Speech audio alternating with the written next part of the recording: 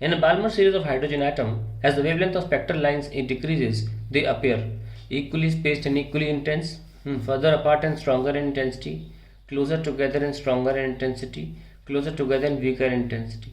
देखिए, हमको पता है कि जब हम लामल बाल्मर बनाते हैं, मान लीजिए n इक्वल टू 1 है, ये n इक्वल टू 2 है, और ये n इक्वल टू, ये मान लीजिए n इक्वल टू 3 है, n इक्वल टू 4 है ना, तो एंड सो ऑन। तो बाद बाद में बहुत पास आ जाएंगी सारी लेवल्स। तो बाल्मर की बात चल रही, तो इलेक्ट्रॉन 3 से भी गिर सकता है, 4 से भी गिर सकता है, और हाई और एनर्जी से भी गिर सकता है। तो हर एक की स्पेक्ट्रल लाइन जो है, जो दिखाने का तरीका है, जो coming down the electron, every jumping releases an electron, sorry releases a photon, which इसकी हम एनर्जी बोलते हैं एच सी बाई लैम्डा। तो यानी कि डेल्टा ई जो है, जो एनर्जी रिलीज होती है from some higher energy level to lower energy level का डिफरेंस जो होता है, तो उसको हम एच सी बाई लैम्डा लिख देते हैं। तो लैम्डा क्या हो गया, 1/प्रोपोर्शनल टू डेल्टा ई, क्योंकि एच और सी तो कांस्टेंट है।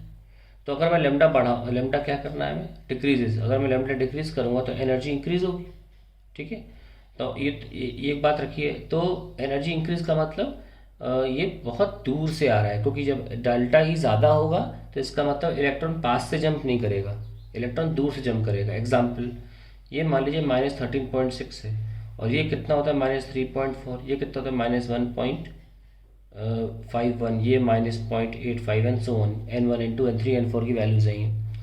अब देखिए आप, अगर मैं बाल्मर की बात करूँ, जस्ट यहाँ से कुदा दूँ, तो 1.51 और 3.4 का डिफरेंस देखा जाएगा, जो कि करीब करीब 2 आएगा।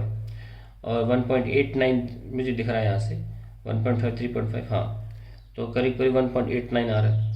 और अगर मैं यहाँ से इलेक्ट्रॉन जब मारता है तो 3.4 0.85 का डिफरेंस 2.55 आएगा। यानी कि जब मैं दूर से इलेक्ट्रॉन्स आते हैं ज़्यादा दूर से, बजाय कि 3 से 2, 4 से 2 में संभावना ज़्यादा एनर्जी रिलीज़ की है।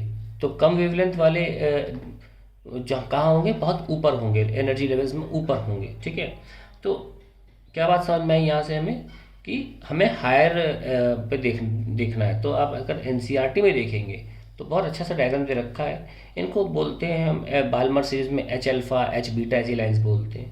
तो जैसे आप ये स्पेक्ट्रल लाइन बना रहा हूँ, तो ये एच अल्फ़ा होगा, थोड़ा दूरी पर होगा एच बीटा, फिर पास होता चला जाएगा। ये सब स्पेक्ट्रल लाइंस हैं, एच बीटा हो गया, ये एच गामा हो गया, एंड सो ऑन।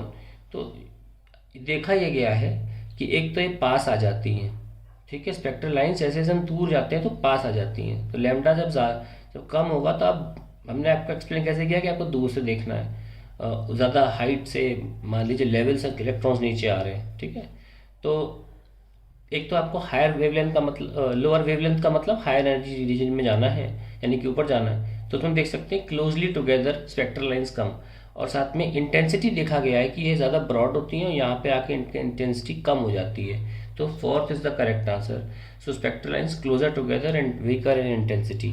एनसीईआरटी में ग्राफ दिया, एग्जैक्टली यही लाइन लिखी हुई है, उसी पे इन्होंने क्वेश्चन बनाया है। ये नया सवाल है, पिछले 20 साल में नहीं आया है, पिछले 20 साल की गारंटी दे रहा हूँ मैं, नहीं आया। और ये अच्छा क्वेश्चन है, अगर कोई बच्चा से पढ़ के नहीं गया है तो वो एग्ज़ाम में नहीं सोच पाएगा ये। उसे पहले से देखा होना चाहिए, डायग्राम समझना चाहिए। नहीं तो ब्रिलियंट बच्चा होगा तो सोच लेगा कि ये पास आ रही है, लेकिन फिर भी वीकर इंटेंसिटी तो बताना ही पड़ेगा, ये तो फैक्ट है। तो ये चीज़ तो फैक्ट बेस्ड थी, आपको पता नहीं चल सकता कि वीकर इंटेंसिटी पीछे जाकर हो ही रही है। ये तो पिक्टोरियल है, जिसने एक्सपेरिमेंट किया उसने देखा और वहाँ लिख दिया कि कैसा हो रहा है। ठीक है, तो ये इन्फॉर्मेशन की वजह से बच्चे, ये अगर ब्रिलियंट बच्चा है, सोच सकता है, तो ये मार्क करके आ जाएगा, अदरवाइज आंसर ये है। ठीक है, तो ये नया क्वेश्चन है, it's a new question and a good question.